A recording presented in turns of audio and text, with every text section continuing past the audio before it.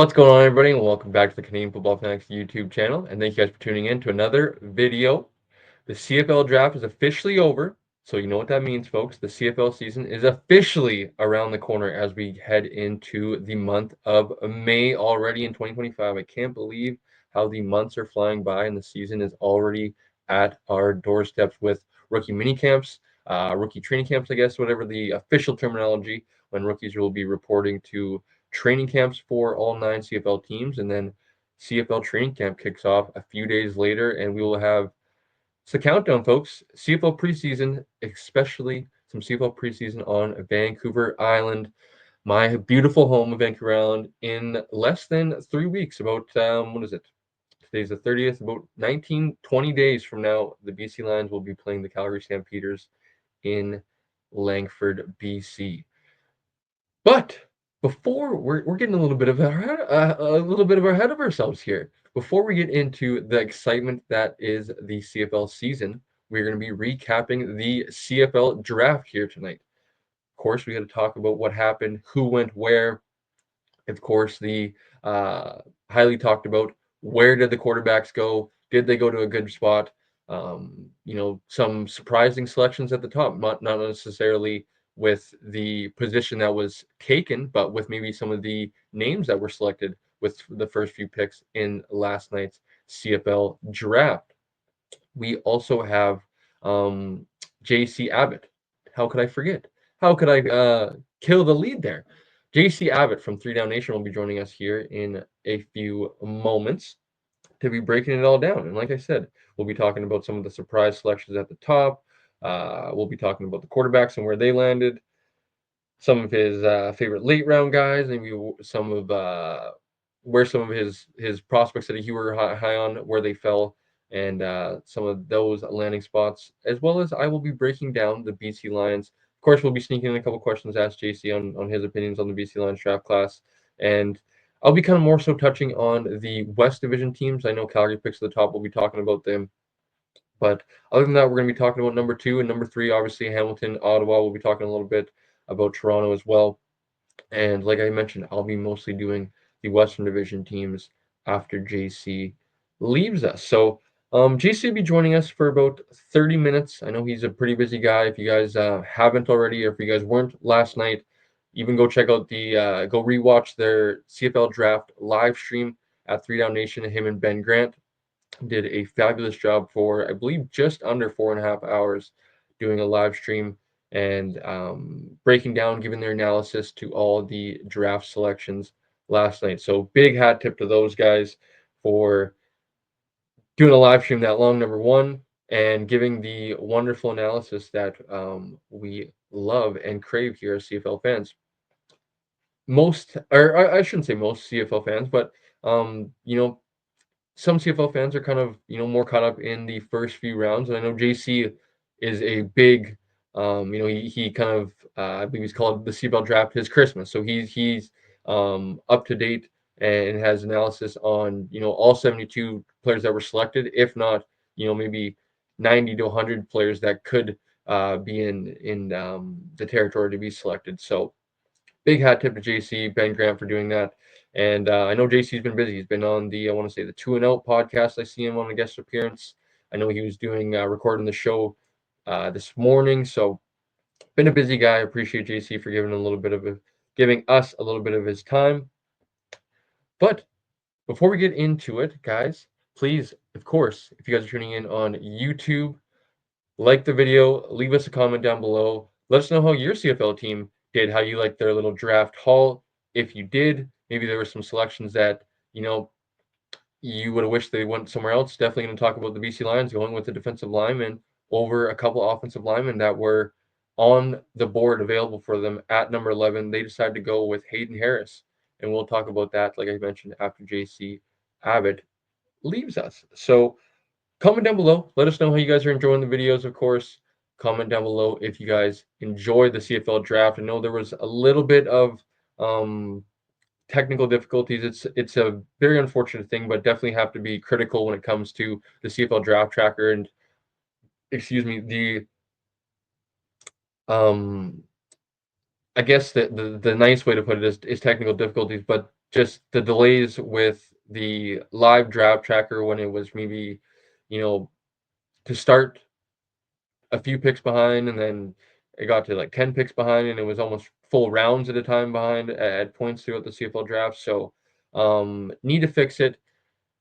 As much as you defend this league, it's tough sometimes because they do stuff like this, and it's just a real. I feel like a simple thing. It's kind of a similar thing to the stats. I don't know how you don't have that as a functional asset to your brand as a Canadian Football League, as a league, having a stats page that's up and running that doesn't have any difficulties, having a CFL Live, CFL Draft Tracker.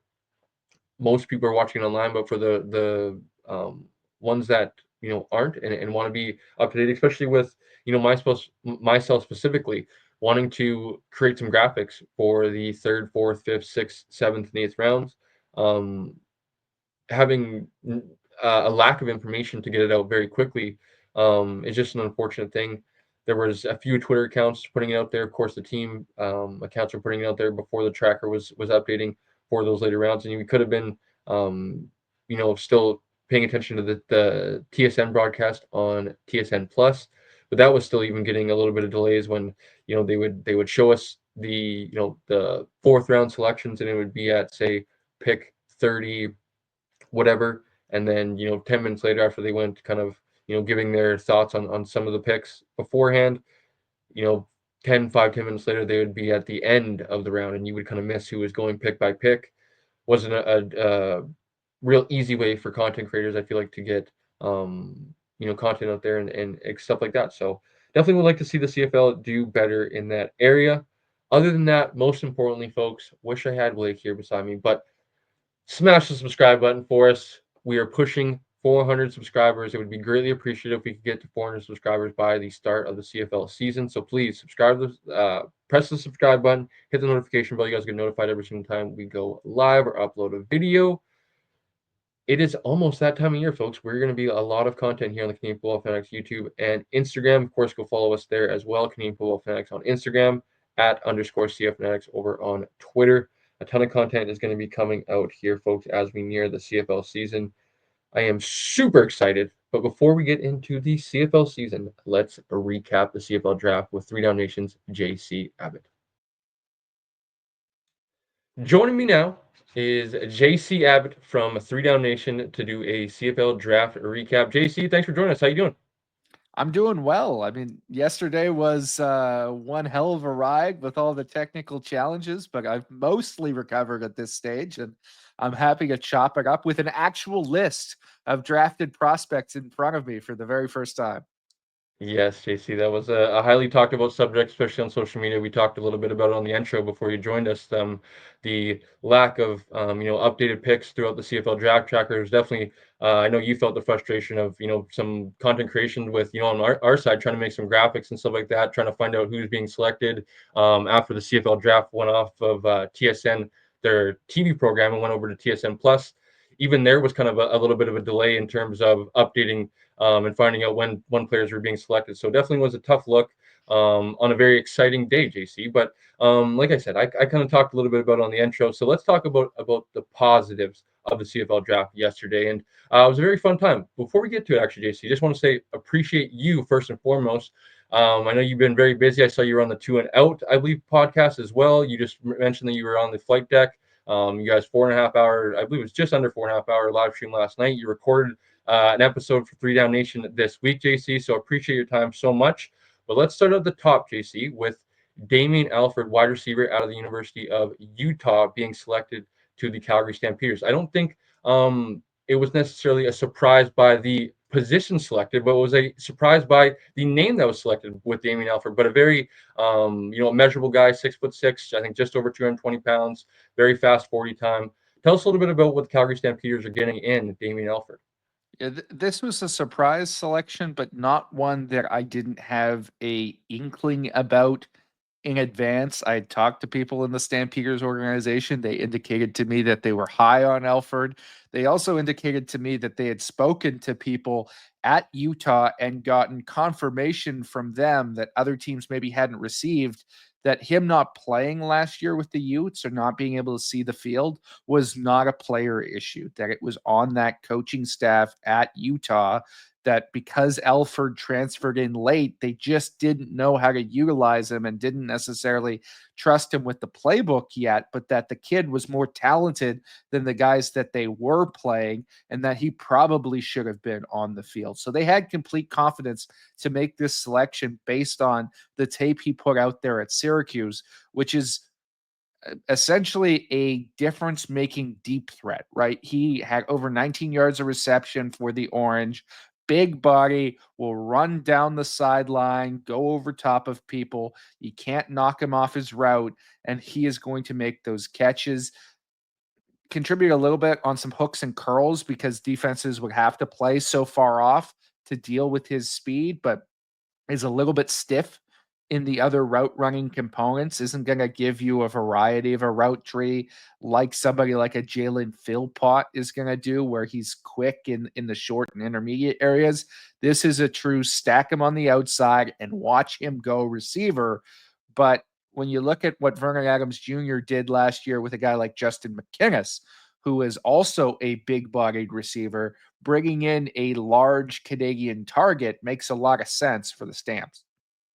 Yeah, I love his fit, and they're building a basketball team in that receiving core there with Reggie Begelton. Obviously, you mentioned Dominique Rhymes.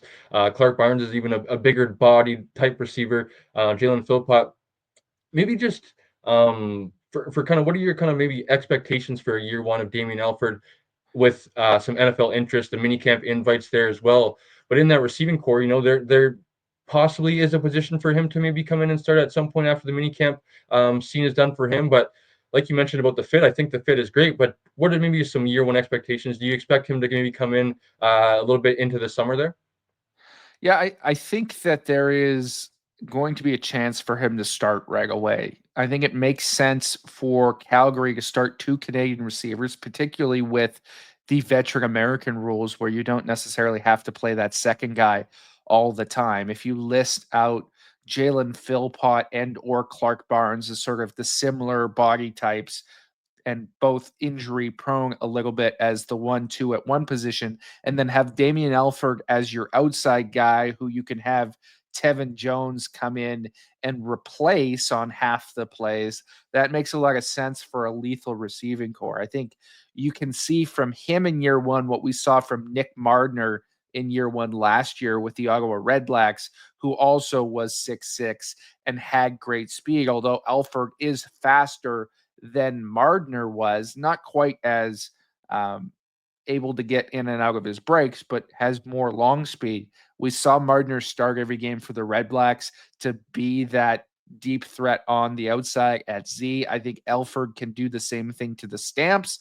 And if he does, then they don't have to start four Canadian linemen or find another one on defense. It gives them better flexibility in their ratio.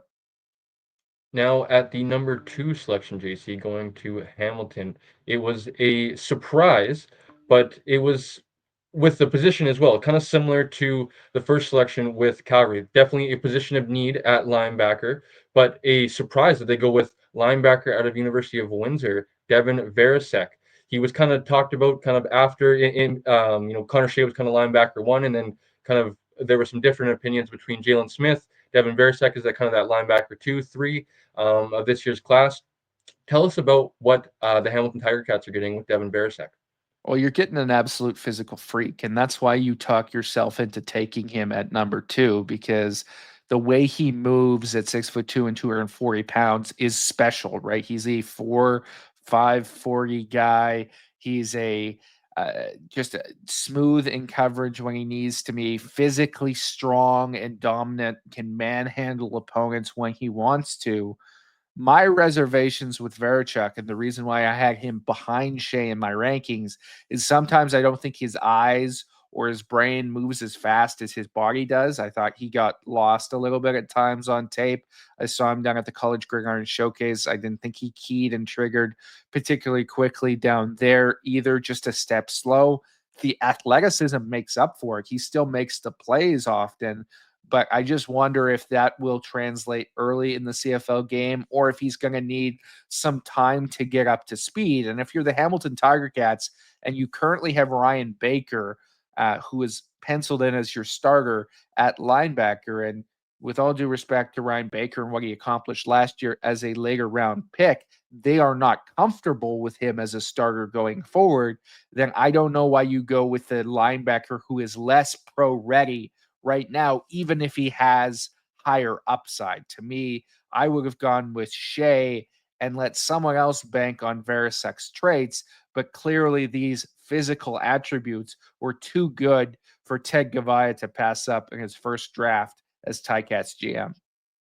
For sure, and a guy with, like you mentioned, the traits, the measurables there. I'm curious to see, JC, and maybe in your opinion, if developed right, and maybe given the possibility, what do you think maybe is possible of his ceiling? A very good starter, I'm sure, in the CFL.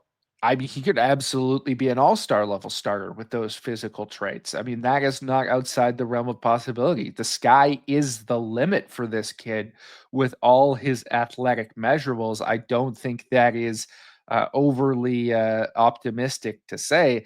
Whether he's that right now is the question versus Connor Shea, who I think is closer to being ready. Devin Verisek's going to take a little bit of time, in my mind, to be able to be that leader on a defense, whereas Connor Shea, I think, could do that as a rookie. And of course, at number 2 overall, you kind of are hoping to find somebody that's pro ready, where he's not maybe necessarily pro ready at his natural position, which is linebacker. I would think though, JC, he's still pro ready at special teams and would Oh, contribute for them at a very high level this season. without question. I mean, his floor is as a dynamic special teamer, right? I think Jack Cassar and what he's been able to accomplish with the Toronto Argonauts, and I think he was either first or second in special teams tackles last year in the entire league. That's the similar body type to Devin Veresek, except Devin Veresek moves better than Jack Cassar did coming out of college at Carleton. So he is going to have an even higher potential than Cassar did.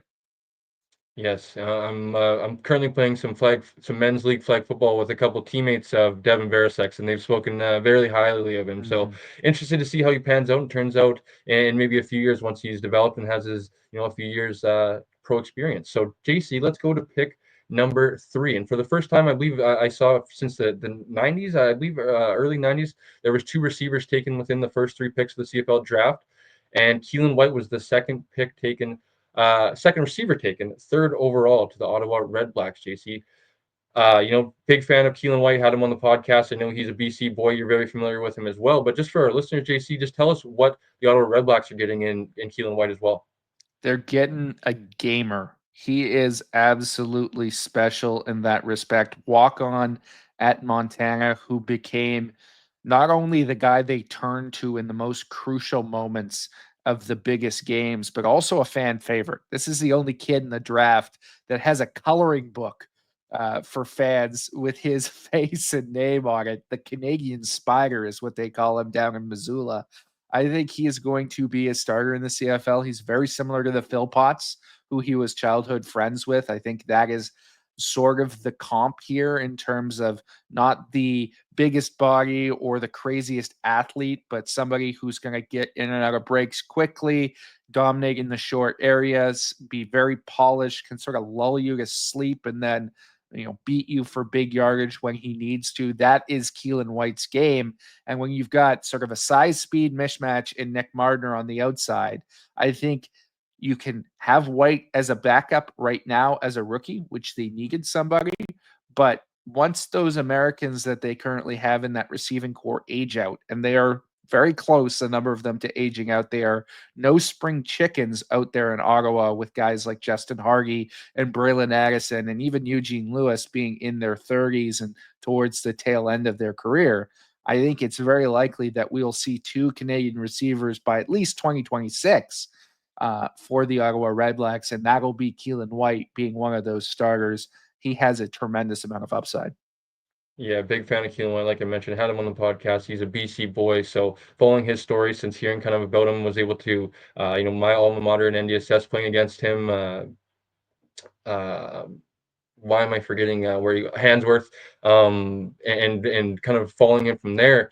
Being a big fan of his, I'm very excited to see how he transitions to the CFL game. And like you mentioned, always getting better at the University of Montana. I'm curious to see how he continues to evolve as a professional as well. So, JC, I know you only join us for a little bit of time, and I know you have to deal with Dunk on a week to week basis. But I believe he actually wasn't with you guys today, talking about the quarterbacks all the time.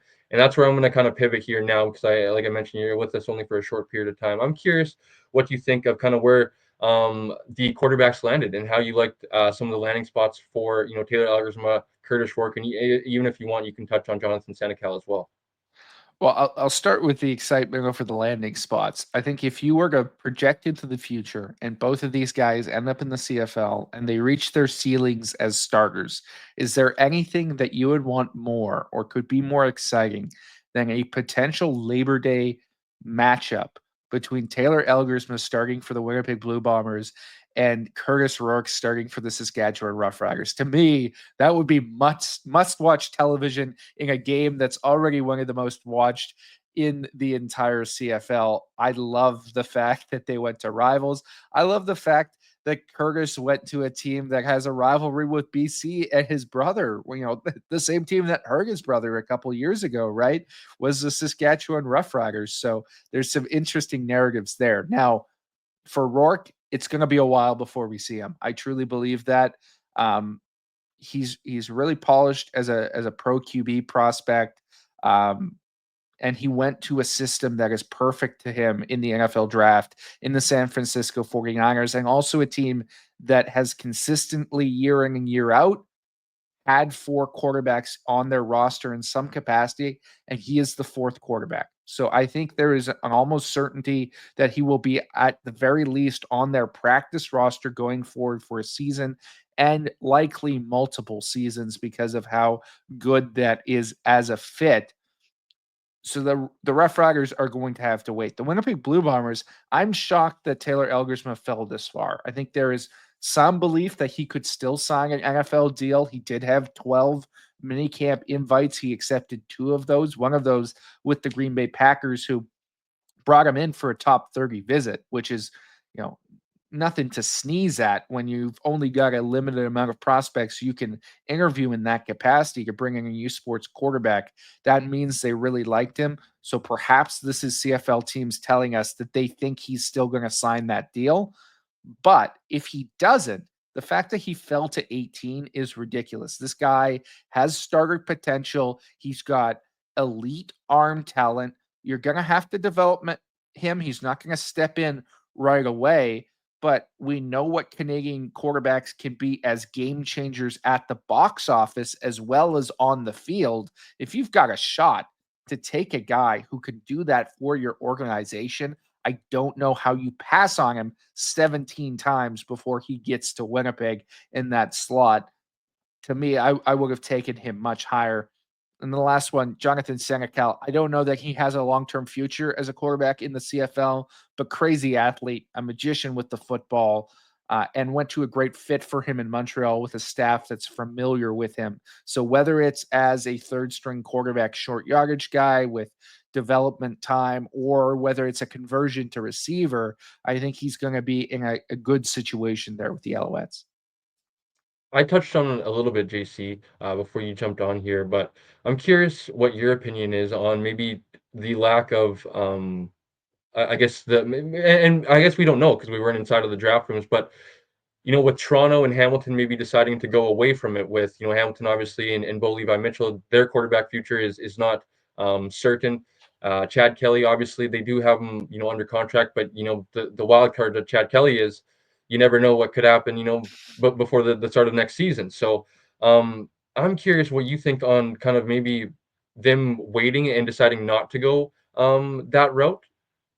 Yeah, I was shocked about Toronto in particular because he had been to training camp with them twice. I know Mike Miller was high on Taylor Elgersma, tried to get him NCAA opportunities. I thought that was going to be a potential relationship that they could lean on and convince themselves to draft him higher. Perhaps they would have at 19, but they decided to make that trade with the BC Lions and move back in the second round, and Winnipeg took Taylor Elgersma one spot ahead of them. So we don't know what those conversations were like, but you think about a market that has struggled to generate interest, like the Toronto Argonauts, and maybe a Canadian quarterback matters less in that market because of that, but I would still think it matters more. If you can get a guy who can drive interest, drive conversation, who people can look at and say, hey, there's a star who came from the places that I came from, who went to the schools that I went to, and has made it and is playing in prime time in professional football, that could bring butts into seats in a market that has desperately needed it at times. I don't know how you don't take that early. I certainly would not have made the trade that the Argos did. I would have taken Taylor Elgersma at 7, even, let alone at 16. That was a surprise to me.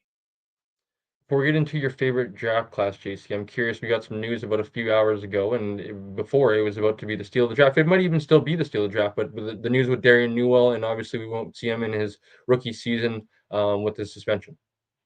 Yeah, it's disappointing news. It's obviously the reason why he fell to pick 10. This is the guy who I had second in my prospect rankings. I think he was uh, basically second, or sorry, third overall in my prospect rankings, second in basically every mock draft we did. One of my favorite players in the draft, just an absolute stellar talent in Darian Newell.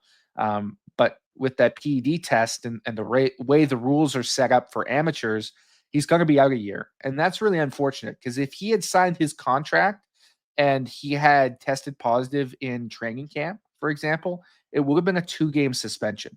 Because he tested positive at the combine, it's a full year that he has to set out. To me, that's not fair. That's a rule that needs to be addressed.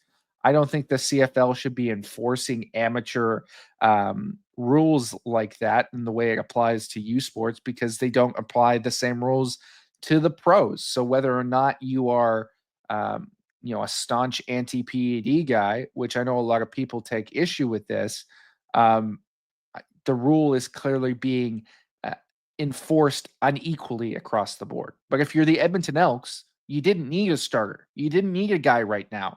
You just paid 10 Canadian starters in free agency and got everything you needed right there. So take the best player, take the guy who would have gone second overall, and wait a year on him. I think they're going to be very happy with this pick. All right, JC. You ton of different ways to go with this one, but tell us maybe what your favorite draft class was from yesterday's draft. There's a lot of really good ones. I I've gone back and forth on this. I like Saskatchewan. I liked Winnipeg. I liked Ottawa a lot. I think my favorite draft class from start to finish is Calgary. The problem with picking Calgary is I also think they made the worst pick in the draft. At 17 overall, tight end Quincy Vaughn was a crazy reach for me. I would not have selected him anywhere close to there. I liked every other pick they made, but when you're blowing a second rounder, I don't know that I can give you full credit. So maybe I'll go with the Ottawa Redblacks and what they did, bringing in a guy like Keelan White at receiver, bringing in a guy like Ethan Jordan at receiver, getting value with players like King Ambrose in round 8. Sam Carson is a solid lineman. That's a really good class. And the Saskatchewan Roughriders, I'll give them a shout out as well, because even though Ali Sad was a reach for a lot of people, I thought they got excellent players at every single spot. There's nobody that I look at and say, I can't believe you took him that high. And I can see a path to every single one of them contributing for the team somewhere down the line. You mentioned him there, JC. I'm curious. I don't think many people saw that Ethan Jordan fall into the sixth round. Do you have any maybe intel or kind of just info on maybe why that happened? if you talk to Ethan Jordan at any point in the lead up to this process, Ethan Jordan saw himself going in the 6th round. So he's always been realistic about that. And the reason why is because he's 5'10" and 177 pounds. For CFL teams, that means he is either your starting receiver or he is not on your roster. There is no special teams value. There's no other way to dress him.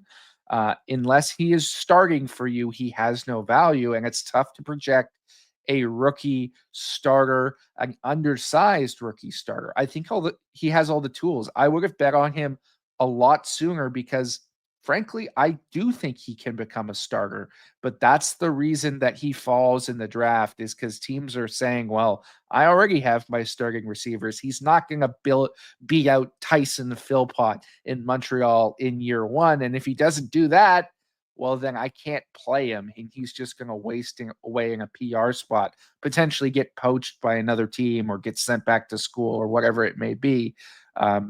It's more of a long-term play for him that you're going to have to, or he's going to have to convince teams to keep him around, which is unfortunate. When talking about prospects that fell, JC, was maybe there a couple of prospects that you were high on that fell that you loved, kind of maybe where they ended up getting drafted to? Uh, there's always some guys that fall in the process that I'm surprised to see. The one that jumps out to me as a really shocking faller was King Ambers, who went pick 68 to the Ottawa Redblacks. I understand it logically, why he would go in the 8th round because he is a press man corner. And I think there is some concerns like his physicality is a little bit more flash than function, I would say. That he's maybe not consistent as a tackler. But you're talking about a guy who was a starting cornerback in the FCS at the Division 1 level, who runs a 4.5 40 and who has 34-inch arms, which is insane for a cornerback. And that allows you to break up far more passes, even if he's not a scheme system fit, even if you're concerned about the physicality. I would have bet on those traits. And with a number of teams like Saskatchewan and Edmonton going with Canadian corners, that would have upped his value in my mind as well, just in a backup capacity. So King Ambers, I would have taken a lot higher. Riley McLeod is another one who I had really highly in my linebacker rankings, but falls to pick 70. That's more off the field related and not in a bad way, in a positive way, because he's a very bright guy, an excellent student, and he has a bright future as a biotechnical engineer. He works with prosthetics. He's going to make way more money outside of football than he's ever going to make in football. So the reservation is, well, if I draft him, how many years am I actually going to get him for before he decides that I'm done making 75K? I'm going to go make 200K at that biotech firm down the road. That's why he falls that far, but he's a better player than that. I love the way he plays the game at Western. Agreed. So, JC, you covered the BC Lions. Let's quickly talk about it. Just give us your thoughts on the BC Lions draft class as a whole. I don't hate the players that they took. I thought that they made some interesting choices in terms of value, right? This is a team that was missing its top 2 selections. They've been good for Canadian talent, but it scares me when teams say my Canadian talent is good enough. I don't need to add stuff right away because that almost always blows up in their face. I look back at the Ottawa Redblacks when they were competing for Grey Cups every years, and then they fell off a cliff and everybody got fired. And Marcel Desjardins, the draft before, essentially wasted his last couple picks on guys who had multiple years of eligibility left because he said, hey, I don't care about bringing him in now. We don't need him. And it turned out within a year, he needed him and he didn't have the talent there to compensate. So things turn on you quick. Hayden Harris is a great player. He's a fit for them with the position they have with Matthew Betts as a Canadian D end, but you're going to have to wait for him while he's with the Buffalo Bills. And if he sticks there for any length of time, that's going to make it a little bit awkward in terms of building out the Canadian talent at that position when you've got Francis Bemy and Deshaun Stevens as the only other 2 ends, and both of those guys have really underperformed as pros as highly touted draft picks. So I don't love the fact that they're not adding talent there right now. Jackson Finley, I can't say enough good things about the player. I can't say enough good things about the person. He was the best guy available at that moment, and that's why they traded up to get him. But you just drafted a plug and play starting safety last year as a rookie in Christophe Beaulieu. Now you've got two of them. How does that work? Does one of them play Sam linebacker, which is open? Does one of them play halfback and a halfback rolls down into that Sam linebacker role? I think those are all possibilities, but I would rather have both of them as a starting safety, and you can only play one of them as a starting safety. So it's never bad to have great Canadian depth and great value there. But I think there were other more pressing needs for the organization. And because of that, they missed out on the top tier of offensive linemen. By the time they came back around to it, they got guys like Connor Clausen, who I like better than the rest, but Dre Doiron and Alex Berwick, I'm much lower on than consensus. I think they could have been better off by adding Arvin Hassani or a Gavin Cokes or somebody like that, who are local guys as well, or at least local college products, and could have competed more on that offensive line, beefed it up. I didn't like that they didn't take one of those guys at the top of the draft, because even though you took one last year, George Una, you need to take more. Those are the teams that have success, are the teams that draft high offensive linemen every single year. They bring in and replenish that talent pool. I'm just a little disappointed that the BC Lions didn't do that. Yeah, it's going to be an interesting one to see how it pans out, JC. It's a interesting situation when you kind of almost punt on almost first year production from a few of these guys for some wait and see. But like you said, terrific players. I'm going to chat a little bit about it some more after you get off of here, JC. But my last question for you, and I'm actually kind of just asking more so than kind of assuming here, and I'm curious if even is a factor when it comes to your evaluation. You are, when it comes to CFL drafting, probably the best in the business. When it comes to like, you know, casual fans, maybe they know, the first few rounds, and maybe some content creators or people that kind of are into the CFL draft scene, maybe they know like 35, 40 guys, but I know you're 80, 90 guys strong, and even guys that don't get drafted, you're up to date on them and can give analysis on them. I'm curious, when it comes to evaluating prospects, with U Sports getting better and better, how do you kind of I guess balance that versus like the NCAA prospects, where obviously the level of competition, there's transfer portals. So like Damian Alford, right? He goes to Mhm. from Syracuse, where he was very productive. He goes to Utah.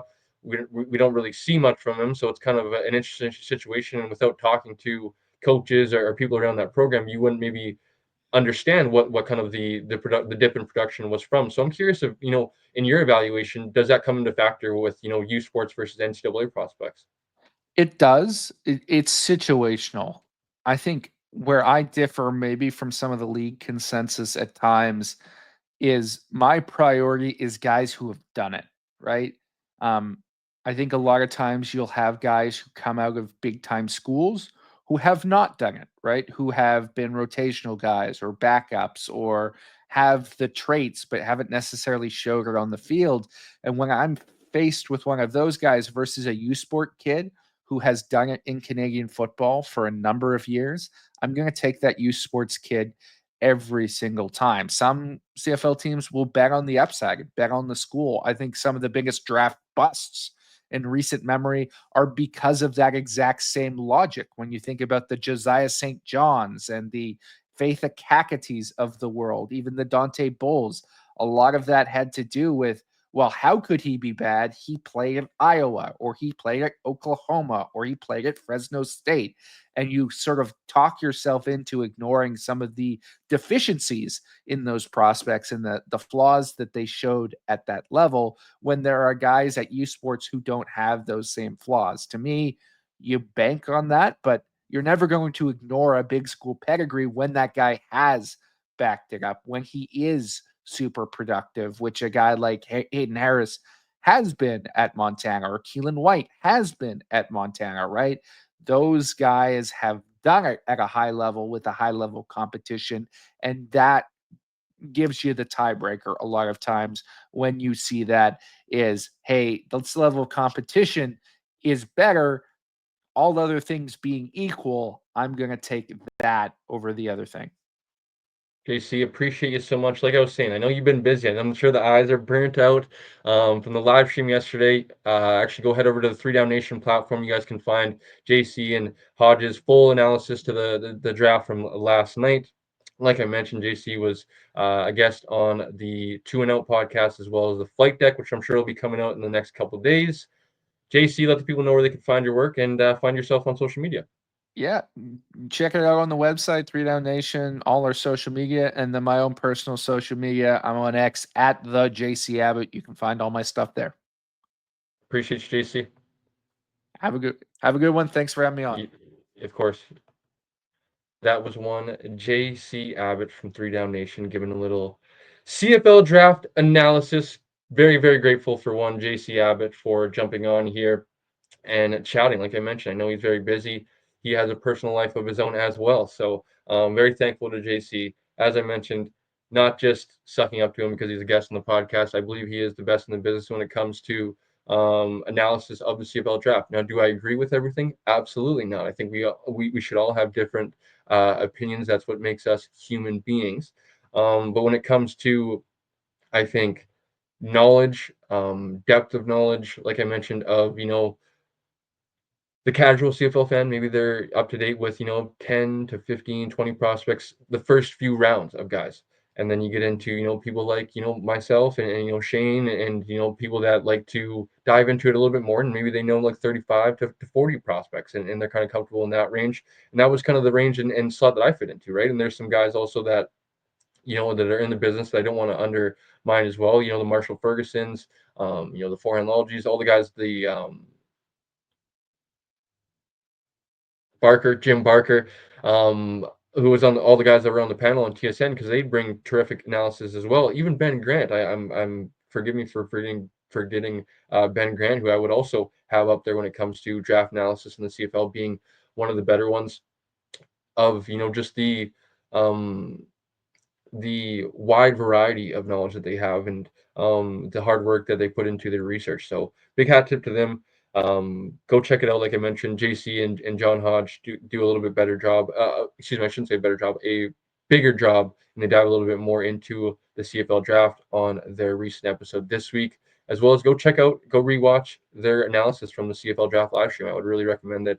It'll give you an upper hand on even your draft class if that's what you want to do. Kind of fast forward through the draft show and find when your draft picks are taken, and you can kind of listen to what they have to say. I would highly recommend that. I definitely did that on a few guys for the BC Lions, and that's where we're going to pivot to now. Before we do, though, of course, please like the video, folks, if you guys are enjoying it. Comment down below, subscribe to the channel, all that good stuff. Let's flip over the page. Let's talk about the BC Lions draft class. Folks, give me about 15 minutes, and we'll talk about the BC Lions draft class, talk about some quarterbacks, and we will put a bow on this thing. So, the BC Lions selected in the, we will give it a little bit of a recap here before we get into all the selections. Starting with their first pick in the second round, 11th overall, Hayden Harris, defensive lineman out of Montana. Second in the second round, pick number 16, who they traded up to get Jackson Finley, defensive back out of the University of Western. In round number 4, pick 37, they drafted Connor Klassen, offensive lineman out of Regina. In round number 5, pick 41, they drafted I believe it's Doran, out of Kansas, offensive lineman. In the 6th round, they drafted Chase Tatarin, linebacker out of University of Alberta. That was with the 50th selection. And in the 7th round, at pick 59, Alex Berwick, offensive lineman out of Western. And with the last but certainly not least, folks, in the 8th round, pick number 67, Luka Stoikos, I believe is how you officially pronounce it, out of the University of Toronto, fullback. So let's go to the top with Hayden Harris, who JC is. I think he's starting to come around a little bit more to the draft class. I know he was underwhelmed, I believe was what he used on the show, but I think as we just spoke to him, he's coming a little bit around. He likes the players, he doesn't necessarily understand the fit, and I would agree with that, because would I've loved to see the BC Lions draft an lineman? Of course, especially with Eric Anderson, Sam Carson on the board. with pick 11. I think that's a need. I think that they could have definitely been guys that come in and start on your offensive line day one, game one for the BC Lions this upcoming season. I am also very high on Hayden Harris, who they selected at pick number 11. Now, where I think people are a little bit scared, or maybe um, wait, I wouldn't even say wait and see, where they are a little bit cautious when it comes to this pick, it's not a it's potentially not a day one impact player when it comes to Hayden Harris, who has a opportunity with the Buffalo Bills. As I say that with a smile on my face, folks, is as you can see, and as you are well aware, I'm sure, I am a big Buffalo Bills fan. As they are building Canada's team with all these Canadians, but Hayden Harris is going to be getting an opportunity with the Buffalo Bills this spring. And I would say, folks, as much as I am rooting on Hayden Harris, as much as I think there's a possibility for him to be on the roster, if not the roster, even the practice squad, who they have developed, guys like Eli Anku and a few other Canadians over the last few years on said practice roster, evaluating them, elevating them, throughout points in the season, getting game opportunities with the Buffalo Bills. I think Hayden Harris has that opportunity, but what I would say, caution that a little bit. I would think he would be coming back to the CFL possibly sometime in the summer. I would say that with the additions the BC Lions, the Buffalo Bills have made in the recent NFL draft, having 3 selections go to the defensive line, you look at who's in that room already coming in with guys like Joey Bosa, AJ Epinesa, Michael Hoyt, uh, Greg Rousseau, Javon Solomon on the defensive end position. We obviously drafted 2 ends, if I'm not mistaken, and a defensive tackle. You look at the defensive tackle position: Dwayne Carter, Daquan Jones, Larry Ogunjobi, Ed Oliver, Zion Logue. You look at that, 1, 2, 3, 11 kind of guys already there.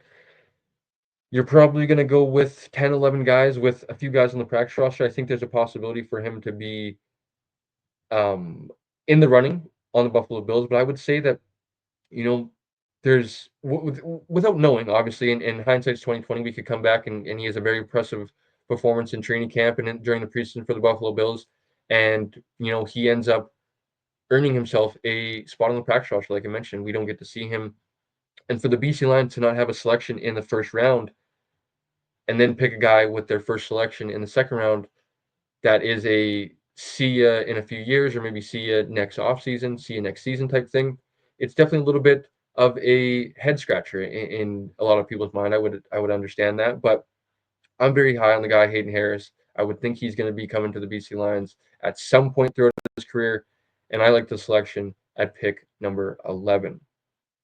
You go to arguably my favorite pick in the draft. Obviously, covering the BC Lions, being a fan of the BC Lions, and having Jackson Finley on the podcast, like we mentioned with JC, loved to see that he came home to the BC Lions, and the BC Lions went up, traded up for him. They obviously were questioning whether he was going to fall to them at 18. They go up 2 selections, trade with the Toronto Argonauts to take Jackson Finley, DB, out of the University of Western. Now, JC made some good points. Where does he play, right? You just drafted a guy, Christophe Boyu, who we're very high on, a guy that we think is a starting caliber safety in the CFL. Now, where I think this is I'm trying to refrain myself from saying great pick to very good pick is maybe a more appropriate wording. I think this is a very good pick because Jackson Finley's the type of player who is going to come into your building and he is going to say, you know what, I'm going to compete. Obviously, I'm sure he would like to play his natural position at safety. I'm going to come in and compete, and I'm going to find a starting position. You're not going to be able to take me off the starting 12 players on defense. I think he has the ability to play Sam linebacker, who there is still some question marks. Now, behind the scenes, there could obviously be some favorites in that position, or who's going to start at that position within the organization. I think Jackson Finley is a great option if you want to go for if you want to have him start at Sam linebacker in year one, and maybe something happens where Christophe Boyu kind of you lean in that direction after his rookie contract is done. That being said, I love the selection of Jackson Finley. Love him as a prospect. I had him as a top 5 player in my top 10 prospects. I know a lot of people had him as a top 10 prospect in consensus. He was a top 10 prospect, and he falls to pick 16, which is unbelievable. I think that had a lot to do. We were hearing rumblings of his off-field ability, which is going to be potentially one day a doctor, and I believe working in some cancer research department. I would think teams are maybe a little bit worried about guys like Andrew Buckley, University of Calgary quarterback, was a doctor, came to the CFL, quickly retired, ended up following his career path in medical science, whatever the official term. I don't even know if I want to try to go down that path, but Laurent Duvernay Tardif in the NFL, offensive lineman as well as a doctor as well. Obviously, kind of stepped away from football a little bit, and you know, I, I guess teams kind of question whether or not putting such high draft capital into these guys, whether they're going to be around long term, which is very fair to wonder. So when you look at the rest of the draft class for the BC Lions, you know, I don't know if I don't know what the right word to say would be, because these are guys that are all, wait and see type guys, guys that are going to come in and compete. I like the names on paper, but that is one thing when it comes to names on paper versus what's going to happen at camp. As high on as much as we want to build up the CFL draft, it still is, a stepping stone for these guys, and they're not going to be able to come in right away as finished prospects, and they still have a lot to learn when it comes to the pro game. So, a guy like Connor Klassen, CGFL alumni, a guy that I loved coming into the CFL draft, talking with some, CFL fans as well, kind of, played offensive tackle at with the Regina Rams as well as with the Regina Thunder.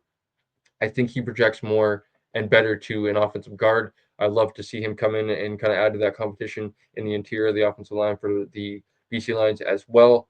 I think a hard hat, lunch pail type of guy is going to come in, grind his butt off, come to work every day, not care whether he's offensive in the starting group or he's in group 2, 3 in training camp. He's going to try to get better. And you look down the board, they continue to go offensive lineman with Drew Dorian. Not too familiar with him.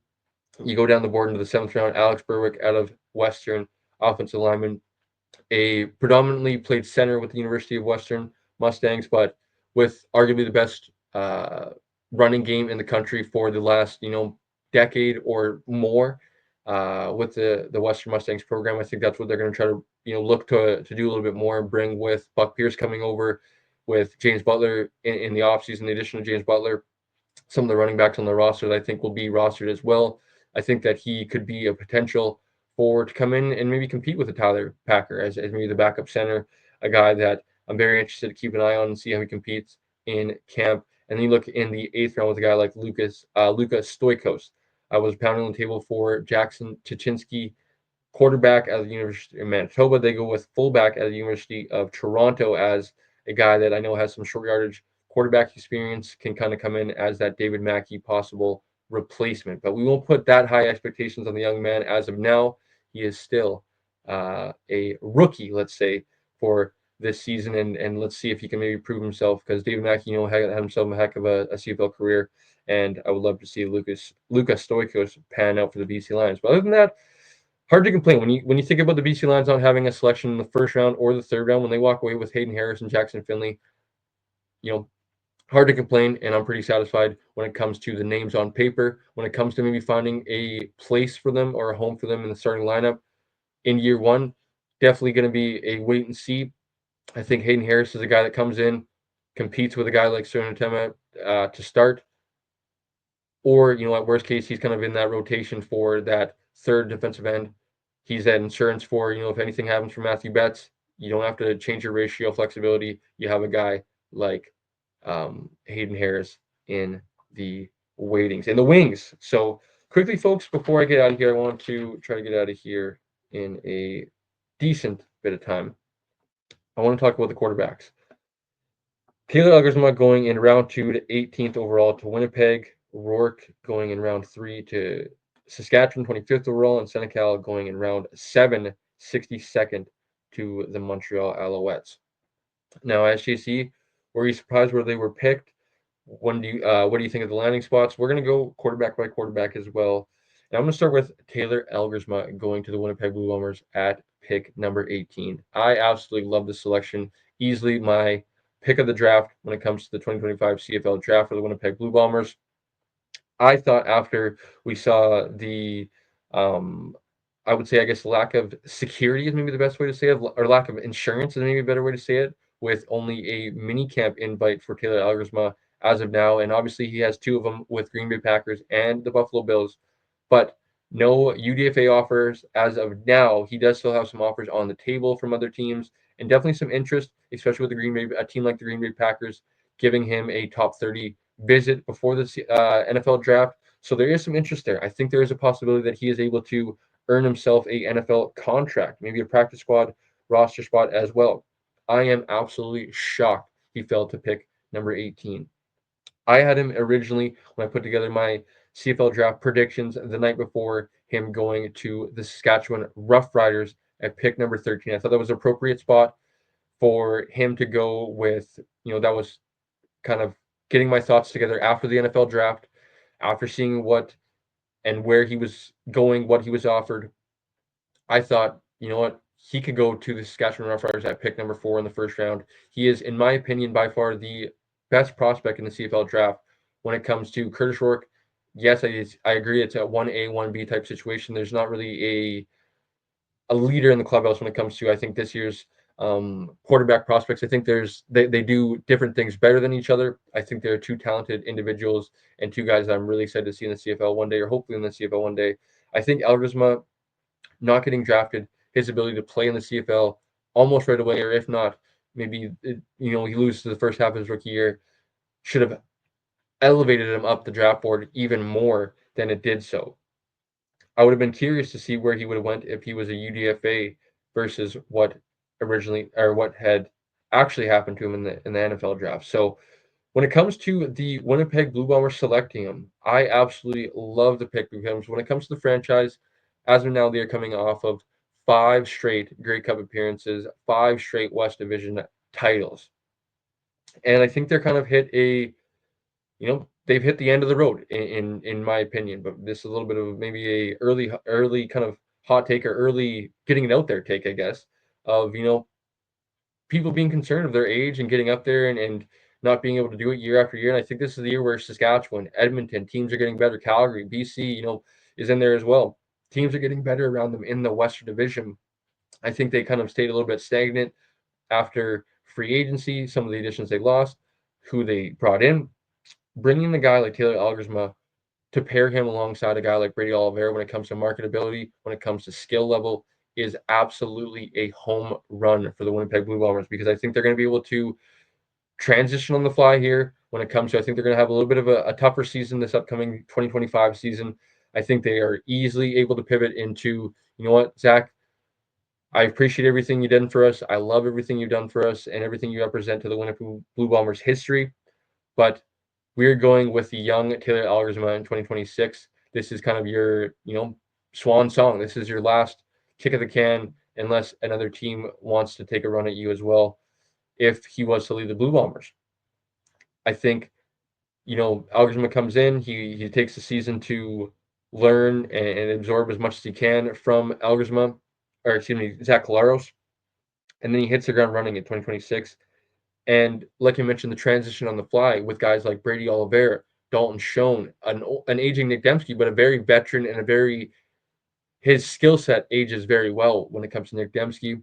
Some of the guys on the defense, you look at the defense when it comes to the quarterback of the defense, they go with a guy like Connor Shea, who they get a steal with pick selection number 6. They also go with Jalen Smith, another linebacker that kind of, your linebacker position is kind of set for the future when it comes to that. They already have a guy like Reddick Cramdy in that Sam linebacker position as well. So they're very set when it comes to linebacking. I think the Winnipeg Boomers absolutely nailed the 18th selection in this year's CFL draft, and I'm very curious to see when Taylor Algersma gets on the field for them. When it comes to Curtis Rourke, I absolutely love it too. When it comes to marketability, when it comes to, like JC said, the rivalry that's there with Winnipeg, the rivalry that's there with BC, I think it is chef's kiss. But I also agree with JC that I think paired with being drafted number 1 and being selected by the San Francisco 49ers, who I'd argue that there's not many better fits when it comes to a young quarterback who they have proven they have shown belief into late round quarterbacks, and Brock Purdy is case in point. Now, obviously, they have belief in Brock Purdy, and I would imagine he's going to be their franchise quarterback. But belief in a late round quarterback enough to, these guys can play as well. These guys can earn contracts. This guy can be a career backup. And of course, Curtis Rourke doesn't want to do that. And I would imagine at some point, Curtis Rourke is kind of frustrated. And that's when he comes to the CFL. And that's, I think, the realistic pathway is I think he earns himself a spot with the San Francisco 49ers this upcoming season. He continues to cook and develop. And, the San Francisco 49ers and Kyle Shanahan can kind of, put him in the slow cooker for a few years and ride out Brock Purdy, and see what they can kind of maybe turn him into as an asset. Maybe they're able to turn him into something where he can be a tradable asset. Who knows what happens with Curtis Rourke, but, love the fit when it comes to Saskatchewan Roughriders, but I'm very curious to see when he does indeed end up in the CFL. When it comes to the last quarterback that I heard his name, Jonathan Senecal, round number 7, 62nd overall to the Montreal Alouettes. Almost said Montreal Carabin because he is Montreal to Montreal, the Carabin to the Alouettes, the pipeline that is obviously in Quebec. I love the fit, and I am rooting on Jonathan Senecal with every fiber in my being as a fan. Now, as the analyst that I'm trying to get into the business being, I'm very curious to see if he's going to be able to carve himself out a CFL career. From the few people I've talked about, obviously JC being one of them, they are not a full believer in him as a long-term CFL quarterback. Now, I would preference, and I would love to maybe rebuttal JC and ask him even if he has any floor as a backup quarterback, because I think that's where he does have an absolutely realistic possibility to be a CFL guy. Now, maybe that's not what he wants to be. I think pairing him with, given his athletic ability, I think he could very much be a backup quarterback that is a short yardage weapon that you can throw out there, give him packages, can be effective. And that brings me to the familiarity with the Montreal Alouettes, Montreal Caribbean, his familiarity with Danny Machocha, as well as obviously Anthony Calvillo, AC, and having familiarity with him, understanding his skill set. They're going to bring him in, understand that there's no need to rush him with a guy like Davis Alexander getting his first full season as a starter. This is a project draft pick where I think they will actually try to get a little bit of, give him a little bit of priority when it comes to maybe a practice roster position. When it comes to, maybe they're deciding, these last few guys on the practice roster, we have, Jonathan Senecal versus, our, second D lineman, or maybe it's our third wide receiver who, yes, obviously when it comes to, week 18 and you got, two starters down and you're having to get these practice roster guys reps in teamwork.